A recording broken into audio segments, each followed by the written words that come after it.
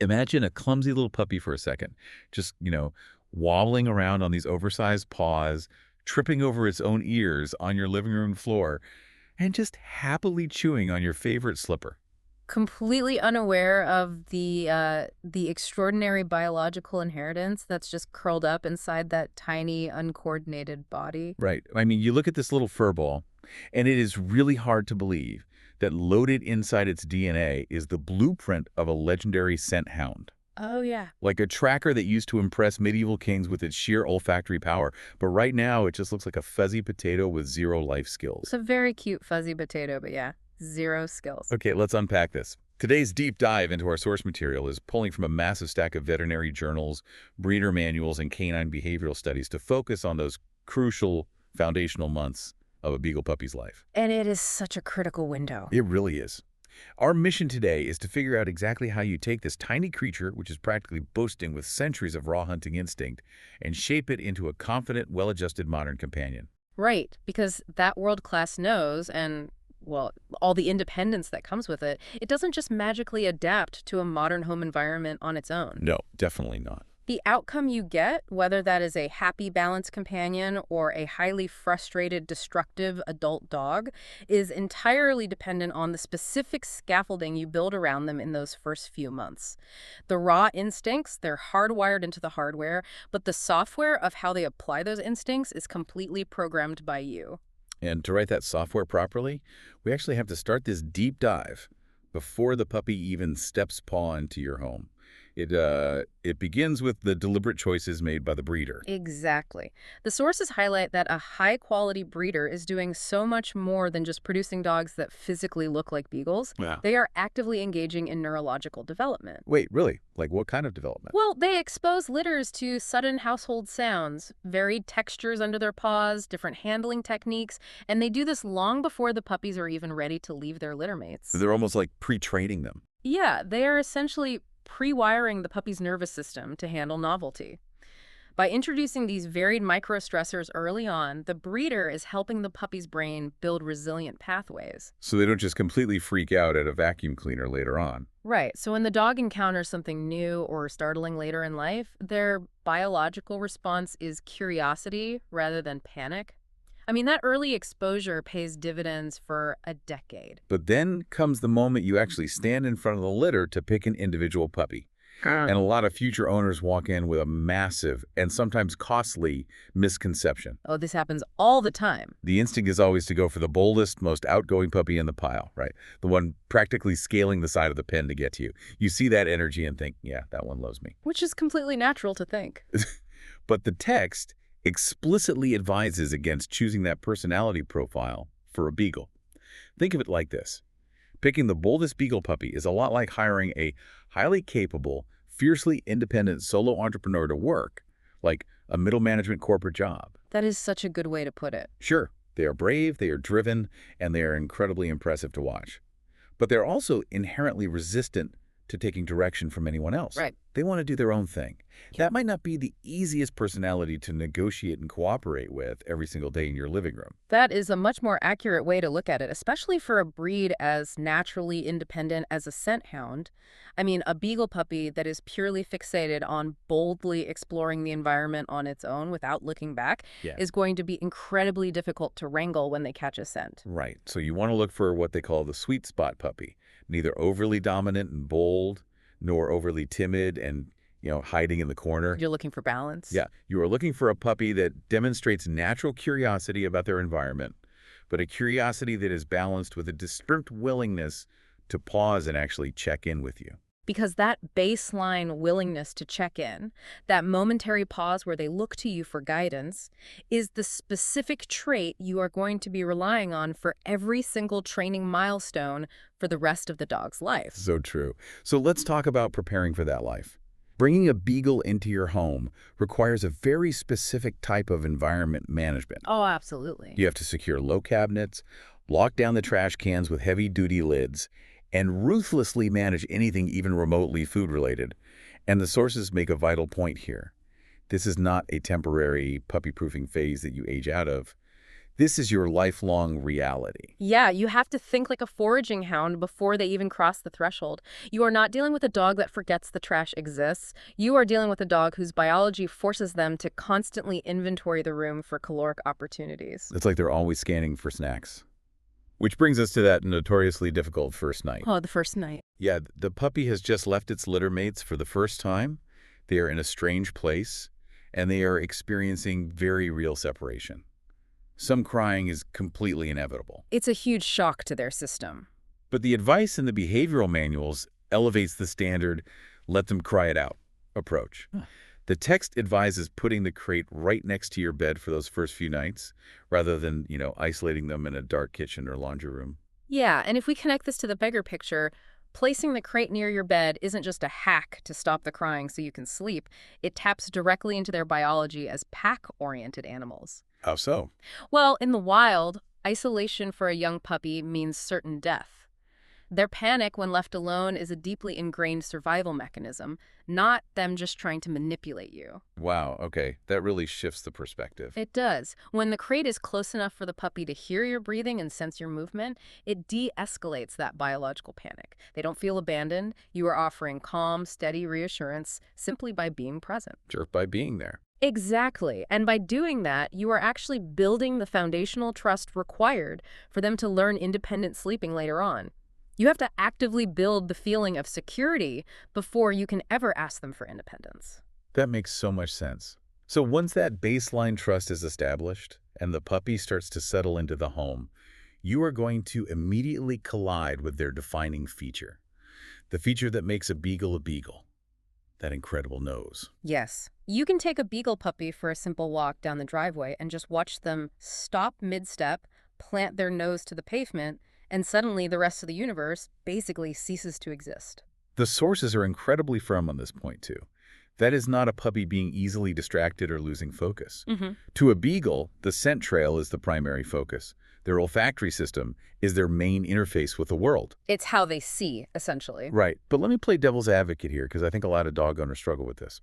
If you are taking your dog on a structured walk, doesn't stopping to let them sniff the ground every 5 seconds just reward bad walking behavior? That's a super common concern. Right. Like, doesn't it teach the puppy that they are the one controlling the pace and effectively that they are the boss of the walk? Well, what's fascinating here is that the behavioral research completely dismantles that premise. We need to completely reframe how we look at a hound sniffing. It is not a power struggle, and it is not a distraction. It is a genuine, demanding mental need. A mental need. Like, Yeah. they physically need to do it. Yeah, when you provide a beagle with structured sniffing time, meaning you deliberately loosen the leash and allow them the time to slow down and investigate a patch of grass, it satisfies their brain in the exact same way a working dog feels satisfied after completing a complex physical task. Oh, wow. They are processing immense amounts of environmental data, like who is here, how long ago, are they a threat? If you constantly deny a beagle the chance to process that scent information under the guise of keeping a brisk walking pace, they do not become better behaved. Really, they get worse. Much worse. They actually become significantly more frantic, harder to settle indoors, and just much more anxious overall. So the mandate is pretty clear. You have to work with the instinct rather than constantly fighting a losing battle against it.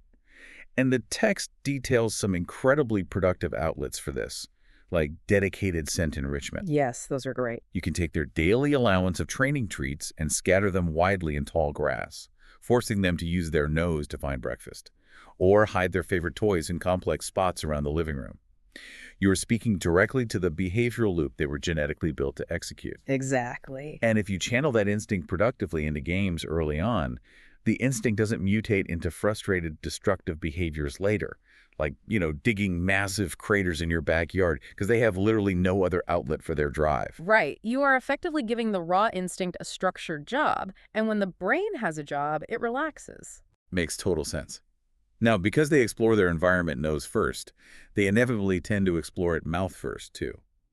The nose locates the interesting thing, and the mouth tests it. Which brings us to the unique challenges of beagle training, starting with those razor-sharp puppy teeth. Oh, those teeth. Puppy biting is a nearly universal concern with any breed. But beagles can be incredibly enthusiastic about mouth-first exploration, largely because of their massive innate food drive. They are just constantly testing to see if the world is edible. Everything is a potential snack. Hmm. But bite inhibition, which is the process of teaching the puppy to consciously control the pressure of its jaws, is a totally necessary developmental stage. Vital. The veterinary sources stress that human punishment, like scolding or holding their muzzle, actually backfires. It elevates their arousal and makes them think you are either fighting or playing rough. Yeah, they don't understand it as a correction. Instead, the text says owners should simply mimic the biological feedback of a litter mate. When play gets too painful between puppies, the injured puppy lets out a sharp yelp, and all play instantly stops. The game is over. Right, they just freeze. So as an owner, you give a sharp, authentic ouch, and then immediately withdraw all your attention. You fold your arms, look away, and become incredibly boring for a few seconds. Then, you calmly redirect their mouth to an appropriate chew toy. It is the most natural feedback loop possible. Withdrawing your attention removes the exact currency the puppy is trying to get from you, which is interaction. They just want to play. Exactly. So they quickly learn that human skin is fragile and that biting too hard makes the fun stop immediately. That handles the indoor biting. But eventually, we have to talk about the ultimate boss-level battle with a beagle. Recall. Oh boy. Yeah, getting a scent hound to actually come back to you when you call their name. The source point out that asking a beagle to do this goes against literally centuries of selective breeding. They were specifically bred to trust their nose over an outside human voice. It is not a natural behavior for them to abandon a scent trail just because someone is, yelling their name from a porch. When their nose turns on, their ears effectively turn off. Just totally deaf to it. Pretty much. Recall has to be meticulously built from scratch, and it is always competing with their single most powerful biological urge. To put it in perspective, trying to call a beagle away from an interesting outdoor scent without doing the groundwork first, it's like trying to get the attention of a highly trained sonar operator deep inside a submarine who is completely locked onto a target signal. I love that analogy. Right. They are in the zone, filtering out all surface noise to focus on the data. You can't just expect them to drop their headphones and come running because you casually said hello. That is a phenomenal comparison. The intense focus is a feature, not a bug. But the text highlights that you actually have a secret weapon to break through that intense focus. Their legendary food motivation. Ah, the stomach. Always the stomach with beagles. Because they are so fiercely driven by calories, you can leverage that to your advantage. But the critical mechanism here is that the recall foundation must be built indoors early on. So don't start in the park. No, absolutely not.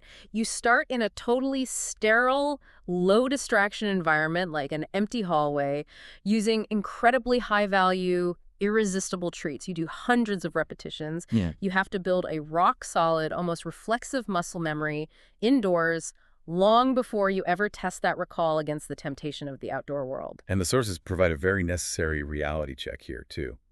Even with flawless indoor training, recall around a fascinating outdoor smell is always going to be a massive challenge. The text is unambiguous that long leads and highly secure fencing aren't just temporary tools for untrained puppies. They are vital safety management tools well into the dog's adult life. Yeah, you can never fully trust a hound off-leash in an unfenced area. And this leads directly to why introducing a high-quality, well-fitted harness early on is an absolute necessity. Because they pull. Because they pull with astonishing, single-minded determination. If they are only wearing a traditional neck collar, those enthusiastic sudden lunges after a scent can cause serious long-term micro-damage to their trachea and cervical spine. Yikes. Right. A harness distributes that force across their chest, protecting their throat and giving you much better mechanical control while still allowing them the freedom to drop their head and sniff. So once you have this basic operational foundation established indoors, the crate training is working, the bite inhibition is kicking in, you have the beginnings of recall, the puppy desperately needs to experience the outside world to build their confidence. They need to see things. But this introduces a really critical, highly stressful timing dilemma for new owners. The puppy's socialization window is incredibly short. The behavioral studies define this window as roughly the first 3 to 4 months of life. It goes by in a flash. It really does. And this is the exact neurological period where the puppy's brain is rapidly categorizing the world into safe or dangerous. But that crucial developmental window overlaps almost exactly with the time when their puppy vaccinations against lethal viruses like parvovirus are completely unfinished. Which is terrifying for an owner. Totally. So what does this all mean for you if you're an owner terrified of your puppy catching a deadly virus at the local park, but you also know you have to socialize them right now? This raises an important question because you are trying to balance permanent, long-term behavioral health with immediate life or death physical safety. And the veterinary text provides a really elegant management solution. You do not avoid the world, you just strictly manage how the puppy's body interacts with it. Like keeping them off the ground. Exactly. You can literally carry your young puppy in your arms to experience all those vital new sights and sounds. You can hold them while a vacuum cleaner runs, take them to sit on your lap at quiet outdoor cafe patios, and arrange highly supervised playdates in private backyards with gentle children and calm, fully vaccinated adult dogs. So just keeping them away from dog park. Right. The golden rule is just doing all of this early exposure without ever letting their unprotected paws touch high traffic, public ground where viral diseases might linger. It is entirely about sensory exposure, not free roaming physical exploration. And prioritizing that early dog-to-dog exposure is huge for beagles specifically. The behavioral manuals point out that this taps perfectly into their historical pack-oriented biology. Oh, absolutely. They were selectively bred to hunt cooperatively in large groups, so early positive interactions with other dogs naturally reinforce that easy, deeply ingrained sociability they're famous for. And the exact same biological principle applies to introducing them to children. Supervised, gentle interactions while the puppy is young teach their developing brain that small, unpredictable humans are a reliable source of calm, positive experiences. It lays the neurological groundwork for that famously great patient dynamic between beagles and families. It really does. While the puppy's brain is frantically absorbing and categorizing all these new environments, their physical body is also rapidly growing, which means you, as the owner, have to strictly manage their physical exertion and, of course, their legendary appetites. Here's where it gets really interesting. The beagle's food drive. If you do not actively manage it, that natural foraging instinct can easily tip over into pure behavioral obsession. Yeah, puppyhood is the critical window when their lifelong metabolic patterns and psychological relationships with food are permanently established. The veterinary journals are very clear on this. Free feeding, which means just leaving a giant bowl of kibble out all day for them to graze on, is a terrible idea for this breed. Just a recipe for disaster. By free feeding, you are effectively stripping away the single most powerful negotiation tool you have. The sources actually recommend looking at a beagle's daily caloric intake like you are using a strict, zero-based budgeting app. I love that. Every single training treat, every piece of kibble used for recall practice is a transaction, and it has to be deducted from their overall daily caloric allowance. You cannot simply dump a handful of training treats on top of their full, measured meals, or you are fast-tracking them towards serious, long-term obesity issues. Which is so common in the breed. Yeah, you have to meticulously balance the caloric budget every single day. But you can use that budget to your advantage. You can redirect large portions of that daily allowance into puzzle feeders, snuffle mats, or active training sessions. By making them work mentally for their calories, you satisfy their foraging drive. So they feel like they earned it. Exactly. This builds a healthy, engaged relationship with food rather than a frantic, begging dynamic where they just constantly harass you at the dinner table. And while we are carefully managing the fuel that goes into their bodies, we also have to actively protect the physical machinery of how those bodies move and grow. Yes, because a puppy's growing bones and joints are highly vulnerable. The veterinary text specifically warns against forced jogging or long, sustained marches on hard surfaces like concrete for beagle puppies. Oh, really? Even though they have all that energy? Yeah, their skeletons are not fully formed. The growth plates at the ends of their bones are still soft, uncalcified tissue.